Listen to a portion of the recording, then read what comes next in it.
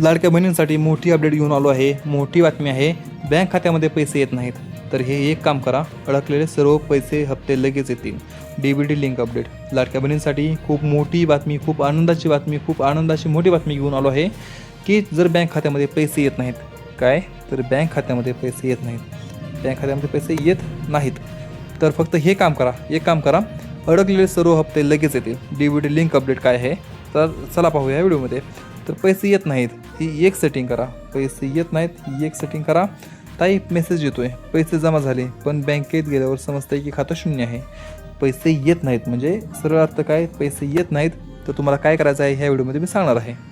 त्यामुळे व्हिडिओ शेवटपर्यंत नक्की बघा आणि व्हिडिओ आवडला तर आपल्या चॅनलला सबस्क्राईब करायला विसरू नका. त्याचबरोबर व्हिडिओला सर्वात आधी एक लाईक करा. आपले व्हिडिओ जास्त लांब नसतात, लाईक झालं 2.5 ते 3 मिनिटाच्या आसपास आपले व्हिडिओ असतात. त्यामुळे चॅनलला सबस्क्राईब करा, व्हिडिओ पूर्ण बघा. तुम्हाला मी सांगणार आहे की पैसे येत नाहीत तर ही एक सेटिंग करा, तुमचे पैसे येतील. ताई तुम्हाला मेसेज येतोय पैसे जमा झाले, पण बँकेत गेल्यावर समजतंय की खातं शून्य आहे. मग तुमचं DBT अजूनही बंद आहे, म्हणजेच तुमचं DBT अजूनही बंद आहे. आधार लिंक असणे आणि DBT म्हणजे सक्रिय असणे, म्हणजे आधार लिंक असणे आणि DBT सक्रिय असणे यात मोठा फरक आहे. तुम्हाला काय करायचं तर बँकेत जाऊन NPCI मॅपिंगचा फॉर्म भरून घ्यायचा आहे. NPCIचा मॅपिंगचा फॉर्म भरा. बँक मॅनेजरला सांगा की मला सरकारी योजनेचे पैसे याच खात्यामध्ये हवे आहेत. स्टेटस चेक करण्यासाठी आधार कार्डच्या अधिकृत वेबसाईटचा वापर करा. बँकवाले काम करत नसतील तर कमेंटमध्ये कळवा, आम्ही तुम्हाला उपाय सांगू.